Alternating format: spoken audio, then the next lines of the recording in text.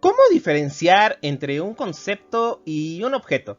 La pregunta que quizá no es tan fácil de responder. Cuando hablamos de conceptos y objetos, pareciera que es algo sencillo. Un objeto es algo que puedes tocar y sentir, mientras que un concepto es algo que solo puedes pensar o razonar. Pero, ¿qué pasaría si te dijera que no es del todo así? Que es posible tocar un concepto y razonar un objeto. ¿Espera qué? Bueno, acompáñenme en esta historia para entender la realidad detrás de esto. Pero antes de comenzar, quiero hacerles una pregunta que igualmente parece fácil, pero quizá no lo es. ¿Qué es la realidad? A través de la historia, muchos han aventurado a tratar de responder eso, y han llegado a respuestas en veces muy diferentes entre sí. Pero, ¿cómo si es una pregunta tan sencilla? La realidad es lo que me rodea, lo que puedo percibir con mis sentidos. ¿No es así? Pues sí y no. Esa es una respuesta dada por una corriente filosófica conocida como empirismo, la cual podemos identificar en los personajes como John Locke o David Hume. La realidad es todo aquello que podemos percibir, sentir y aprender a través de nuestros sentidos, pero que aquí existe un problema, y es que los sentidos son algo en lo cual no siempre podemos confiar. ¿Por qué? Ocurre que todos los seres humanos percibimos y sentimos el mundo de formas distintas debido a nuestros sentidos, ya sea gusto, el olfato, el oído, el tacto, la vista, más en el caso de las personas que carecen de alguno o varios de estos sentidos. Por ejemplo, pongamos el caso de un invidente o un ciego. ¿Cómo le explicarías a él, en forma que pueda comprenderlo, qué es el color rojo o cualquier otro color, si en su realidad el rojo es un concepto que él jamás ha podido percibir más allá de la palabra rojo en braille? No tiene sentido, ¿cierto? Pero no tenemos que irnos tan lejos. ¿Qué tan picante es el siguiente chile o ají? Dependiendo de a quién le preguntes, te dirá una respuesta completamente distinta, porque una realidad basada puramente en una percepción empírica, es decir, a través de la experiencia, es una realidad que nos da múltiples realidades, una realidad inexistente o indefinible, porque cada uno tendría su propia realidad.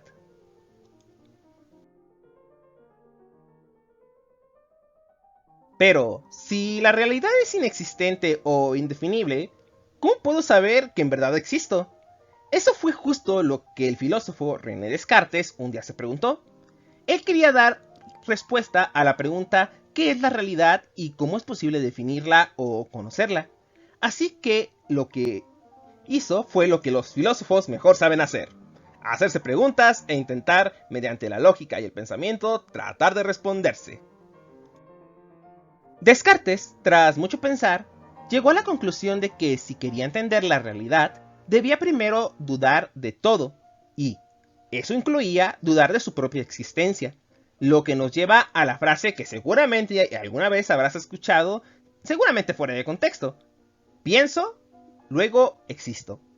Pero, ¿qué significa eso? Descartes concluye que en lo único que puede estar consciente es justamente de que está consciente. Y si lo está, debe ser porque tiene que existir. Si no, ¿cómo podría pensar? Descartes pertenece a una corriente llamada racionalismo, en la cual, para tratar de definir la realidad, no bastaban los sentidos, sino definir los objetos y los conceptos a través de una mente abierta hacia el mundo. Descartes creía que era necesario conocer las costumbres y visiones de otros pueblos para no sesgar su conocimiento del mundo y entender mejor a uno mismo y no calificar de ridículo o absurdo el pensamiento de otros. Pero eso sí, siempre dudando y cuestionando todo con rigor y con método, por lo que desarrolló lo que se llama la duda metódica, la cual consiste en 4 puntos: evidencia, análisis, síntesis y comprobación. La evidencia era todo aquello que fuera claro, que se presenta sin intermediarios, como las matemáticas, y que es exacto, y a la vez distinto. Saberes simples, nítidos y que no puedan confundirse con otros. Para Descartes, no era válido admitir como verdadero nada, sino solo aquello de lo cual no se puede dudar.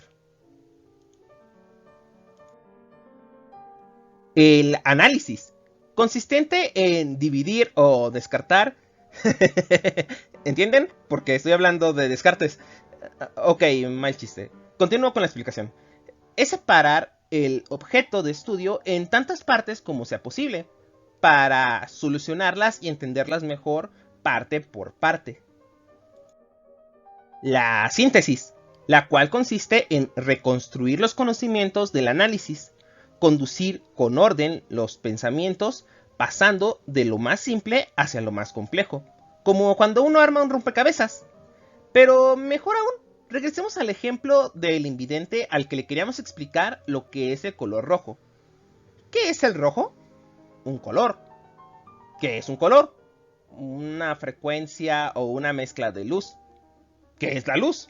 Una partícula o una onda que al excitar los ojos de las personas, éstas reciben un estímulo. ¿Qué es un estímulo? ¿O qué estímulo genera el color rojo? Bueno, generalmente es una sensación que en nuestra cultura asociamos con el peligro, la pasión o el deseo. Por lo tanto, y sintetizando, podríamos decirle a nuestro amigo invidente que el rojo es un color, una frecuencia o mezcla de luz, una especie de partícula, punto, u onda, espacio más amplio, que al percibirlo con los ojos genera una sensación en la mayoría de excitación, peligro, pasión o deseo. Probablemente eso sea algo que nuestro amigo invidente pueda entender más fácilmente. Y finalmente, la comprobación. Hacer revisiones para evitar omitir o revisar los datos obtenidos y evitar errores. Por ejemplo, en el caso anterior, la definición de rojo es válida en Occidente, donde nosotros le damos ese sentido al color, pero en Oriente puede ser distinto. También no explica a detalle lo que es una onda o una partícula, lo cual pudo haber ayudado a definir mucho mejor el color rojo. Muy bonito, Descartes. Pero toda tu argumentación se basa en que piensas y existes. Pero, ¿cómo puedes estar tan seguro de ambas cosas? Digo, aproximadamente en el año 369 a.C. al 286 a.C., ya saben, años más, años menos, la fecha exacta no importa, el filósofo taoísta Chang Tzu soñó que era una mariposa y al despertar no sabía si era un hombre que había soñado ser una mariposa o una mariposa que había soñado ser un hombre. ¿Cómo puede estar seguro de cualquiera de las dos cosas? O peor aún,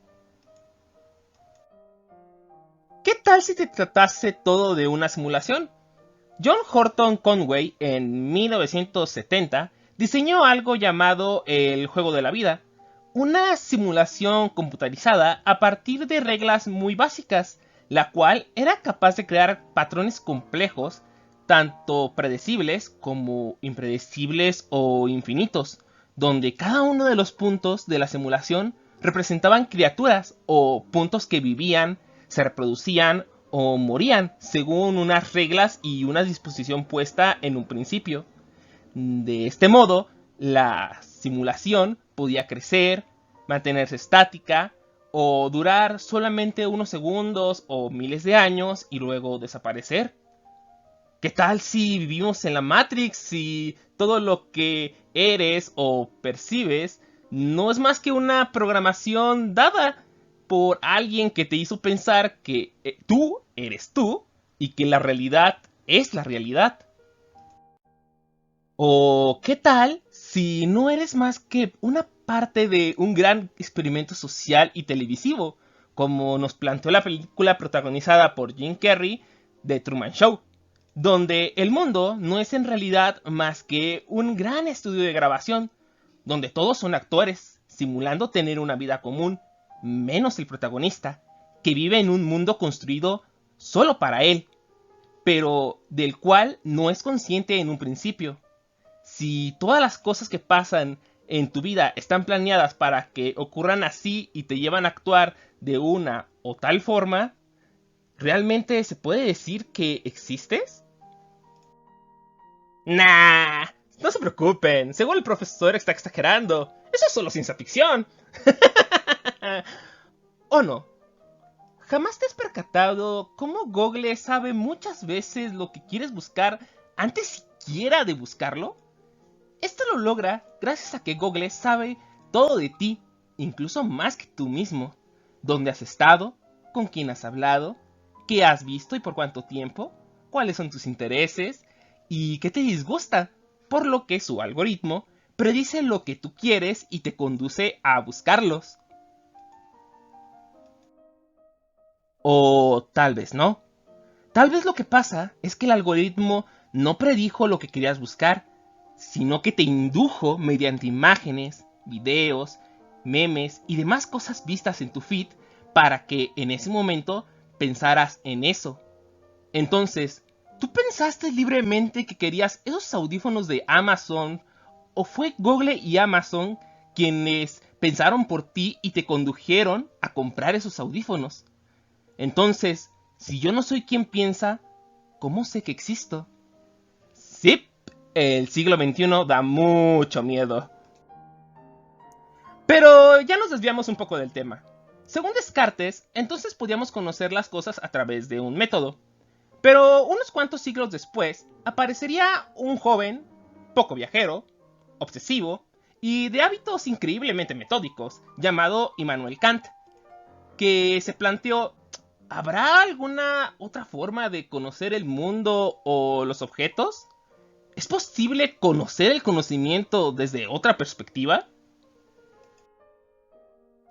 Kant pensaba que solo era posible conocer a priori de las cosas aquello que antes hemos puesto en ellas. ¿Eh? Lo explico. Cuando un sujeto percibe un objeto, este lo define a través de su conocimiento empírico. No se conoce el objeto en sí, sino que cada quien interpreta a su propia forma cada uno de los objetos desde su subjetividad y los define como tal. En otras palabras, para Kant, la realidad solo existe gracias a que nosotros la construimos a partir de nuestras interpretaciones de los objetos. Sin embargo, eso no significa que Kant niegue que es posible obtener conocimiento o que el mundo sea irreal, sino que desarrollaría su propio método para categorizar los objetos y los conceptos. Pero creo que aún es muy pronto para hablar de Kant, lo cual podría llevarnos varias horas. Más tomando en cuenta que llevamos ya varios minutos y que ni siquiera hemos respondido a la pregunta inicial. ¿Qué diferencia hay entre un concepto y un objeto? Para facilitar un poco su entendimiento y debido a las múltiples perspectivas filosóficas desde las cuales podemos abordar el tema, podríamos resumir que todo aquello que puedes pensar es un concepto, incluso aquello en lo que no puedes pensar, el cual has construido de una u otra manera en tu mente, mientras un objeto es todo aquello que existe y tiene la posibilidad de ser percibido con nuestros sentidos y que a la vez es al mismo tiempo concepto. Todo objeto es un concepto, pero no necesariamente todos los conceptos son objetos. Pongamos, por ejemplo, algo de lo más común. El dinero. El dinero es un objeto, lo podemos tocar y percibir, pero al mismo tiempo es un concepto que construimos desde nuestra cuenta y por obra de la sociedad. El concepto de que ese algo tiene un valor. El dinero no vale por lo que está hecho, sino por el concepto que tenemos de este. De hecho, si te interesa este tema, en la descripción y en las estampas al final del video, te dejaré un link a uno de nuestros videos donde explicamos la historia del dinero y por qué este en realidad no vale nada. Pero antes de terminar, quiero que hagamos un juego. Ya saben, para reforzar un poco el tema, es muy simple. Aquí van las reglas. Yo diré una palabra que puede ser un concepto, un objeto o una persona o personaje. Y ustedes tienen que tratar de adivinar en qué imagen es en la que yo pienso, más cuando digo esa palabra en particular. Ganas si le atinas a la imagen y pierdes si te equivocas. Simple, ¿no? ¿Listo? Bien, el concepto en este caso es maldad. ¿Qué? Nunca dije que se los pondría fácil, o que no intentaría confundirlos. Si tuvieras que elegir una de entre todas las imágenes, ¿cuál te imaginas que es en la que yo expresé mi concepto de maldad?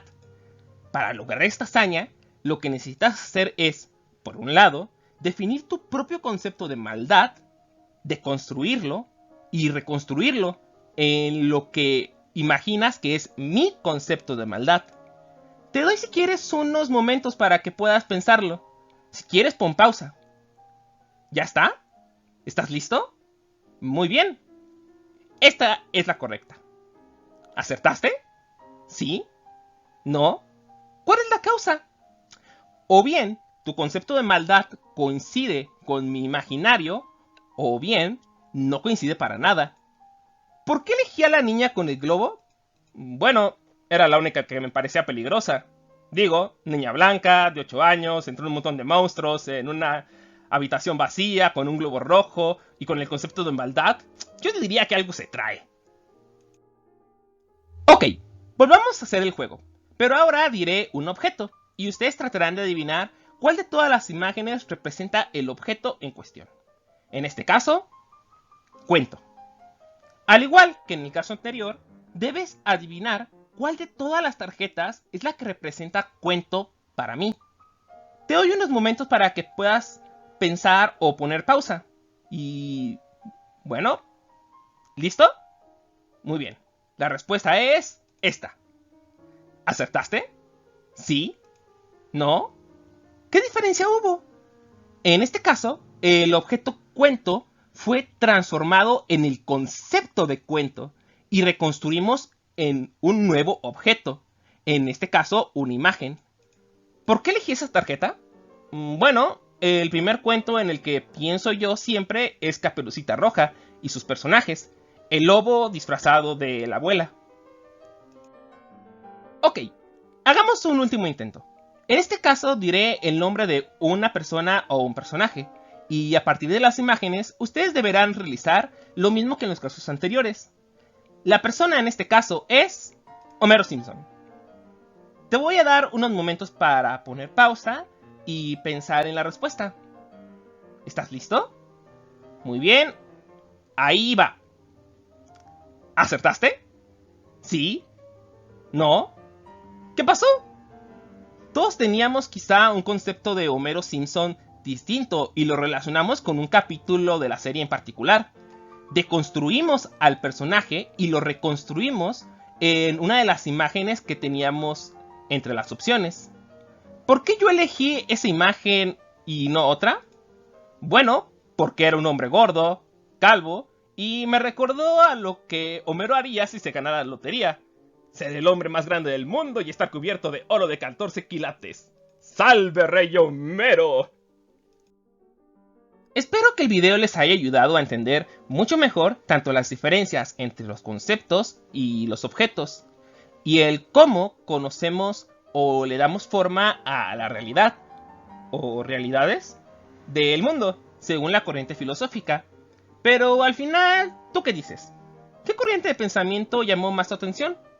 ¿Cómo le explicarías a un sordo lo que es el sonido de un timbre?